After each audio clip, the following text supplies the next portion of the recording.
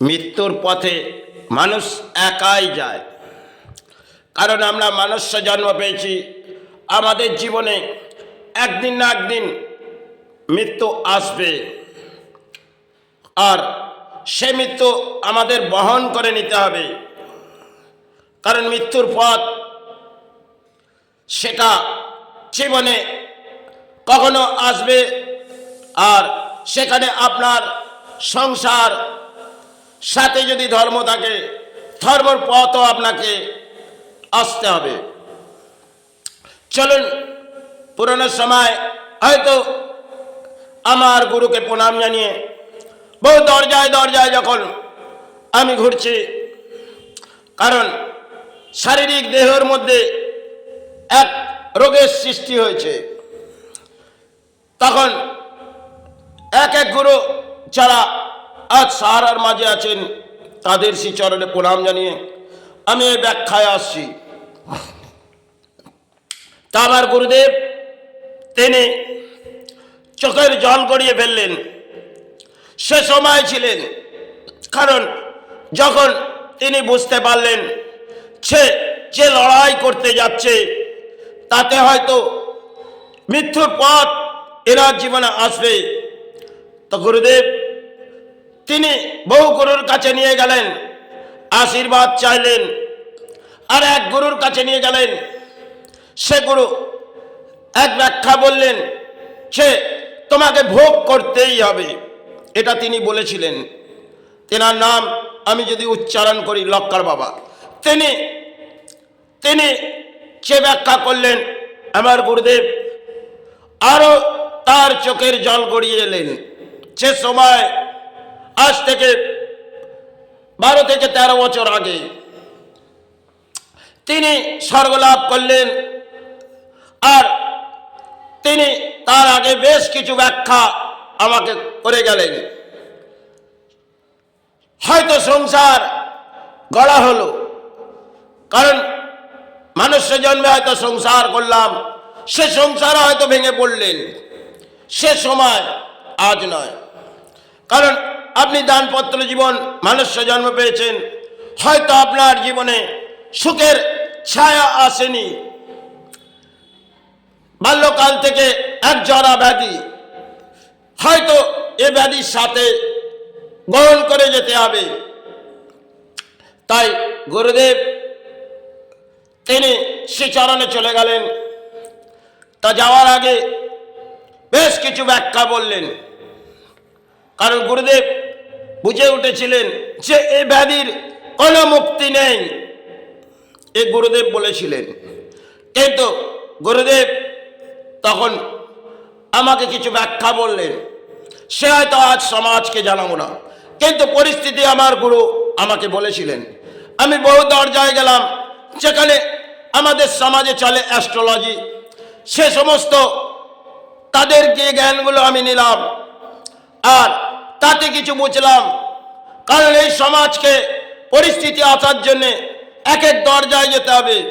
তখন তাদের কাছে গেলাম, আর বহু ডাক্তার ঘুরলাম, কিন্তু পরিস্থিতি যা, সে সময় বুঝেছি সে এক এক জায়গায় যা হয়তো গেছি, সেখানে প্রাণের সাহারার জন্যে, কিন্তু সে সময় প্রাণের সাহারার জন্যে আমি পৌপাত ঘুরেছি।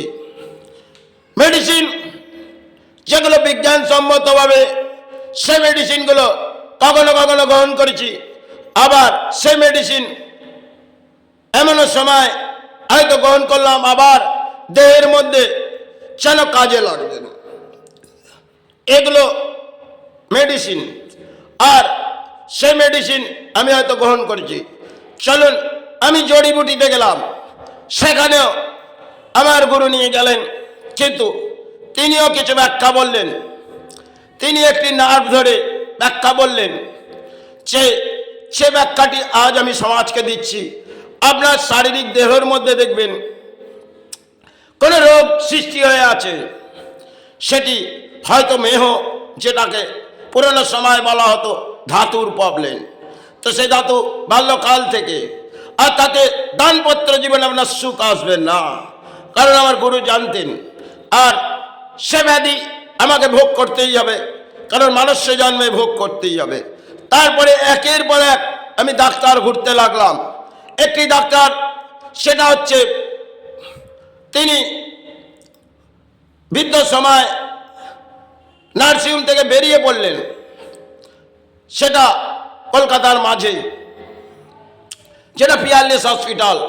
সেখানে তিনি বেরিয়ে পড়লেন, যখন পোস্টেডের জায়গায় দুটি ইঞ্জেকশন দিলেন, আর ইঞ্জেকশন দেওয়ার পর তিনি চমকে উঠলেন।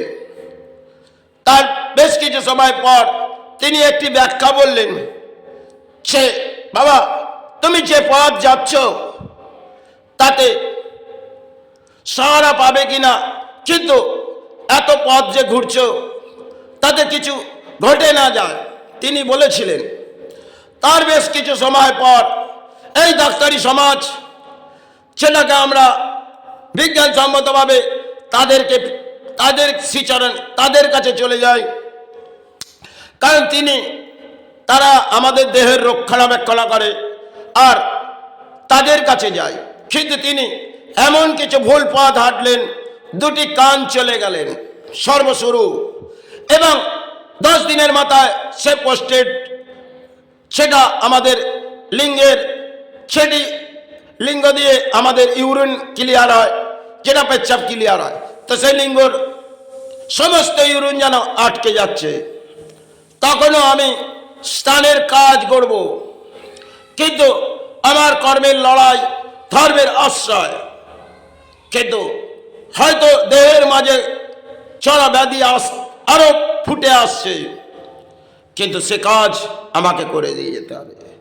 তাই সে কাজ করার পর আমি দেখলাম যে ডাক্তারি সমাজের যে পরিস্থিতি ভেঙে পড়েছে, তাতে কিছু সাহারা আসবো। হয়তো কিছু প্রচার করার পরিকল্পনা নিয়েছিলাম, তখন চিন্তা করলাম সে এ লড়াই নয়, এমন কিছু লড়াই ভারতকে দিয়ে যাব, তাতে সমাজ আমার ব্যাখ্যা গ্রহণ করবে। কারণ এই সমাজে যা ডাক্তারি বসে আছে, সেখানে অর্থ, আর তাদের পেছনে যে লড়াই করবেন, সেখানে দেখবেন একের পর এক কেউ না কেউ সাহারা আছে, আর আপনি সে সাহারার মাঝে আসতে পারবেন না। কারণ যখন আপনি আসতে যাবেন, এই সমাজ আপনাকে দমন করবেন, কারণ সেখানে প্রশাসন থেকে আরম্ভ করে বহু কিছু তাদের হাত থাকে।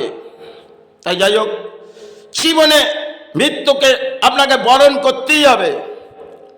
দেখবেন রামায়ণে মেঘনাদ তিনি কিছু ব্যাখ্যা বলেছিলেন, তার মা তাকে ছেড়ে দিলেন। এটা জানবেন ঈশ্বরের চরণে আপনাকে যেতে হবে। তাই আপনি কর্মের কাজ সাথে যদি ধর্ম থাকে, আপনি কাটিয়ে যান, এটাই জানবেন। তাতে আপনি গুরু নামের মাঝে কাটান, চাই মাতৃ নামের মাঝে কাটান, জীবনে মৃত্যু তো আসবে, আর সমাজ আপনার দোয়ার হয়তো আসবে না।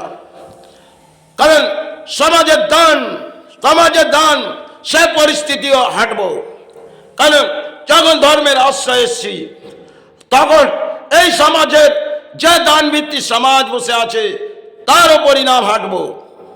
তাতে হয়তো সমাজ আমার পরিণাম নেবে না।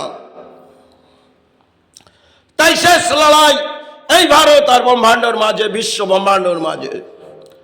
আপনারা এটা গ্রহণ করতেই পারেন, নাও পারেন, কিন্তু দেখবেন জীবনে কখনো যদি মৃত্যুর পথ আছে, সেটা আপনি নিজের মনের মধ্যে, দেহের মধ্যে আশ্রয় নিন, যে ধর্মের আশ্রয়। দেখবেন আপনার জীবনে দারিদ্রতা, দুঃখ সবই ভুলে যান। হয়তো বেঁচে থাকার জন্য অর্থ, সেটা হয়তো আপনাকে কাটিয়ে যেতে হবে, আপনাকে ব্যাধি নিয়েও শ্রীচরণে চলে যেতে হবে। তাই আপনি সৎকর্মের লড়াই লড়ান, তাতেই জানবেন সফল চায় বিফল, ধর্মই শ্রেষ্ঠ, এটাই জানবেন। সনাতন ধর্মে যারা এসেছিলেন, তারা মা মা করে চিৎকার করেছিলেন, কেউ গুরু গুরু করে চিৎকার করেছিলেন, এটাই তারা করে গেলেন। আর আজ যদি দেহের মধ্যে কিছু নাও থাকে, জানবেন দুটি অংশে দুটি কিছু নেই, তবুও প্রাণে বেঁচে আছি, আর সেই লড়াই আপনাদেরকে দিয়ে যাচ্ছি। তাই সর্ব মানব জাতি, তারা মানব কল্যাণে সাহারা পাক, এটাই কামনা করি। কারণ জীবনে কোনো দশা হয়তো কারো কারো জীবনে আসতে পারে, কিন্তু ঈশ্বরের নাম নিন। আপনি যে ধর্মের মাঝেই আছেন না কেন, ধর্মই শ্রেষ্ঠ।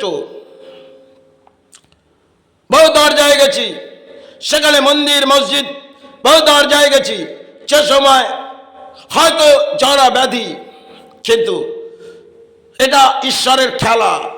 তাই আজ আপনাদের কিছু বুঝিয়ে যাচ্ছি।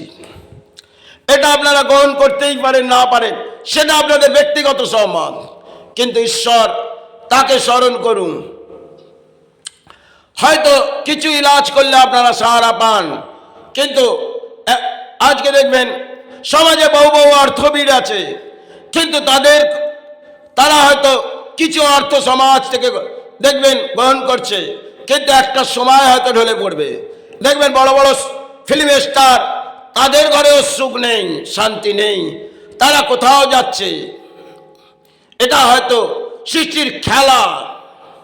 দেখবেন যাকে আপনি দেখছেন বহু সুখে আছে, সে ধরনের ফিল্ম স্টারকে দেখেন, ভাবছেন সে ফিল্মে রোল করছে, কিন্তু তার জীবনে কিছু রোল অঙ্কের গবগান করে দিয়ে গেছে, সেটা জানবেন। এটা তার খেলা। তিনি হয়তো কোনো সন্ত সমাজের কাছে যাচ্ছে, তিনি এক ব্যাখ্যা বলছেন, কারণ তাকে সে তো ধর্মের আশ্রয় নেবে না। এনজয় এনজয় এনজয়, এইভাবে তার জীবন আসে। যখন কোনো ঝড় বয়ে আসে, তখন কোনো সন্ত সমাজের কাছে যায়। তাহলে বহু পাপ করার পর তিনি যায়, কিন্তু তাতে সে কি পায়?